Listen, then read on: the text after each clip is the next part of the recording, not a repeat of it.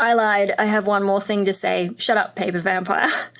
No, one of the things that I was thinking about is, you know that quote, when hope passed, like the grief quote, which is like, that dogs are with you, your animals are with you through certain periods of your life, and then when you're ready to move on or something, they let you go.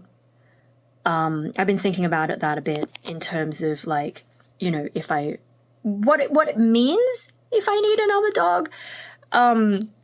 But because, you know, I was sort of like, oh, I'm so ready to, you know, rah, get on with the world. I know, I just noticed that in the background. That's very awkward. Shall we just like, there we go. No, it was relevant to like when I made that, but it's just a bit distracting right now. Oh no, and now we've got that. And I've got some more on the outside of my door as well, and I get a bit sad looking at them too. Oh well, I would rather have that than the other thing. No, I was just sort of thinking about... God, I can't look at either of them. There we go, that's better. I was just sort of thinking about that quote and like what it means now. And maybe I'm not ready to have life without a dog. I don't know. I don't know yet.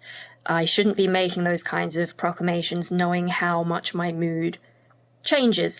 But, you know, the time that he left me, like I was starting on that makeup journey, and I just wonder if that timing hadn't been right, would I have gone as far with the makeup as I ended up going? Because I probably would have just practiced it.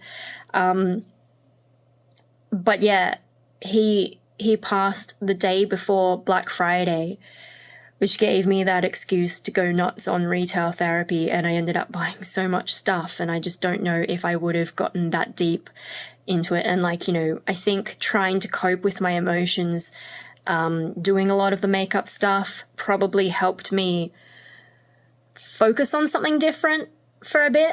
Like maybe I needed it. And so now I know so much about the makeup thing, that I feel like, okay, if we do perform, I know what to do.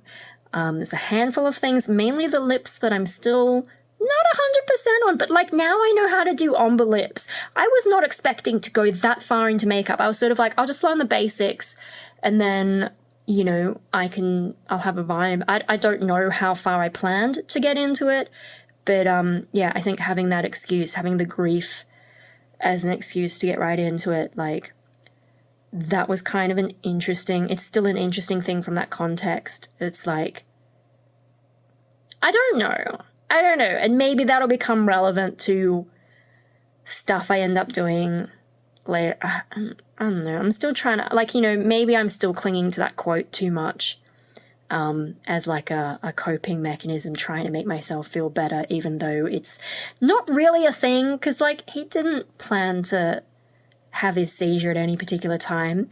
You know, the closest would have been, like, because I don't know how long, he probably had a brain tumor. I don't know how long it would have been there. He might have been holding on to life in some weird way that sometimes animals do, because I was struggling so much. And then, you know, when I was doing a little bit better, just sort of at that point, okay, you can handle this now.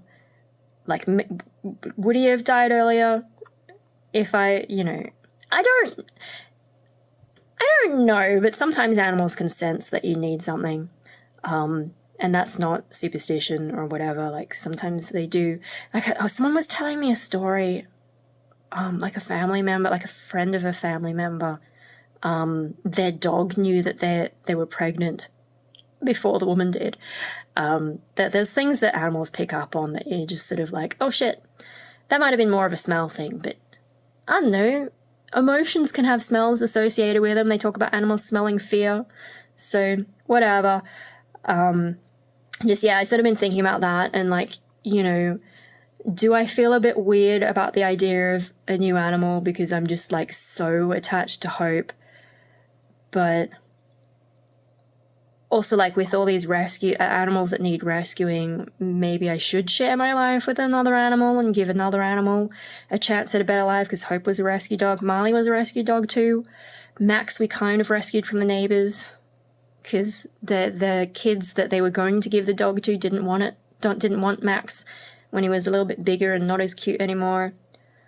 I don't know, maybe that's my small contribution to the world, is giving animals a better life than they otherwise would have had. Where was I going with that? I don't know. One thing that's been kind of interesting, this is completely off topic. It's not completely off topic, but so, like, you know, I've got my little mini shrine to Hope out there. It's just got his portrait, the little dragon thing that was on the mochi, and his candle. And then I've been wearing this, right? It's been a long time since I wore jewelry with a meaning, like, every day. I think around the time when I first started YouTube, I was wearing a lot of Egyptian stuff and sort of wearing certain things kind of superstitiously, even though I don't believe in it. And because it was ancient Egyptian stuff, I think Yu-Gi-Oh! Introduced me to the idea first, but I think it's also a real thing from ancient Egypt where putting your left foot forward is a sign of respect, generally for the pharaoh, or like also for the god or whatever. And I'm noticing, like, when I'm putting on the necklace and also when I'm looking at his picture or even his ashes in the cabinet, I'm finding that my brain feels weird if I don't put my left foot forward. And I think that's because I trained my brain to think that back then, that the left foot forward is some kind of respect thing. And so now it's my dog, even though he's not like a pharaoh or anything, my brain is doing it again because I've been wearing this every day. I don't know, that's just an interesting thing. And I guess because of the significance he had to me, that's happening. Yeah, I don't know. Maybe also, like, with Hope, with that quote about, you know, dogs take you through a certain time of your life. With all the schizoid, like, getting the diagnosis and trying to work through what that means, realizing my traumas, and all this kind of stuff, it has made me more open to the idea of being an emotional person. Sort of a stubborn, you know, like, I remember sort of denying that I had emotions in the past, whereas now I'm at that point where I can kind of accept it. And then, you know, losing him's kind of a huge test of that. When I thought I was going to lose him in 2020, I don't think it would have hurt this bad. I can't remember why, but I remember feeling more okay with it back then, whereas this time, maybe it's because of the nature of the illness, like he'd been sick for a while then, he had more of a gradual, like he was getting more and more wobbly, whereas with the seizure, it was like seizure, everything is crisis mode immediately, and I had like a day or two to decide to let him go. Like, that was really fast, whereas in 2020, you know, if we hadn't gone ahead with treatment, I had been thinking about palliative care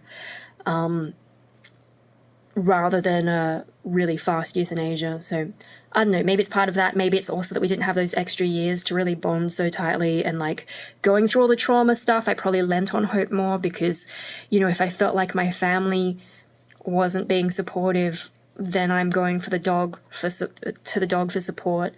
So maybe that's why it hurt more. But since I've gotten to this point where I'm like, okay, all that emotionless shit is probably the schizoid thing, now I can challenge that. I know when some people get diagnoses, they lean into it. Like, you know, there are some people who they find out they're autistic and then suddenly blame all their annoying behaviors on, oh, sorry, I'm autistic. And I know I could easily do that. I could be like, no, I'm not going to have emotions because I'm schizoid. But I don't know. Because I don't like those kind of group things, which is probably a schizoid trait, not liking groups. Maybe I'm so averse to the idea of being stuck in the schizoid group that I'm actively, in a way, like rebelling against the schizoid thing. So because I'm schizoid, I don't want to be in a group. Because I don't want to be in a group, I don't want to be in the schizoid group. Because I don't want to be in the schizoid group, I don't want to be schizoid. I don't know, it's like some weird fucking logic there. But yeah, in terms of being more open to the idea of having emotions, like, Hope carried me up to that, and he also gave me this huge test, and maybe that's the contribution, you know? He was here for me to, like, go through this whole fucking journey of learning about myself and realizing I was wrong about myself and my childhood and all this fucking stupid shit at the age of 35 took me.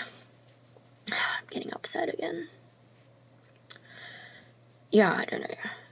And then, yeah, learning makeup stuff, and I think, like, I was already starting to get interested in the sensory stuff, but I think that kicked it into, like, full gear as well. So now I have all this nice stuff, and I, with the retail therapy, really started to upgrade my stuff, and you know, that philosophy of not wasting things because nothing lasts forever. Like, I think Mum gave me this hand cream ages ago, and I just had it hanging in a bag on my door handle.